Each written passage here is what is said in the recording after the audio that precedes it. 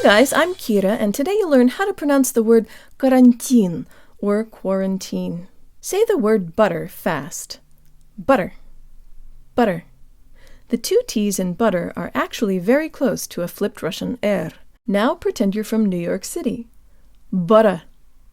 Buttah. And now replace the B with a C sound. Cuttah. Cuttah. This is really close to part of the first two syllables in our word. Let's say it again with good Russian default mouth position. Jaw slightly forward, tip of the tongue behind the bottom teeth, lips rounded and protruded.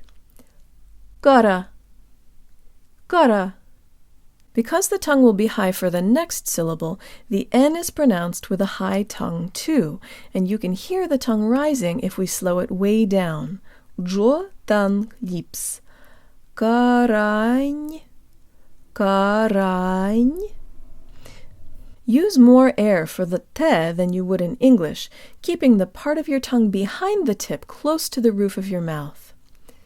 Ti, ti. The tongue is high for the E vowel, but falls for the final N.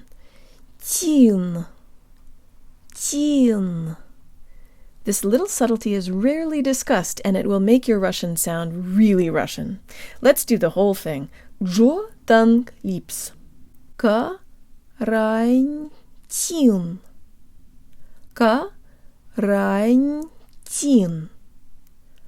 Карантин. Карантин. Карантин.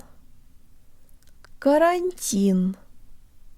That's it, guys. Be sure to subscribe on YouTube, share my videos, suggest a word, join me on Patreon, and check out my video course at unlockingrussianpronunciation.org, where I explain why some letters sound different in certain situations and how you can learn to predict and pronounce all of the subtleties. And if you teach Russian and you like my videos, please consider tagging me on Instagram so your students can see them too. Счастливо!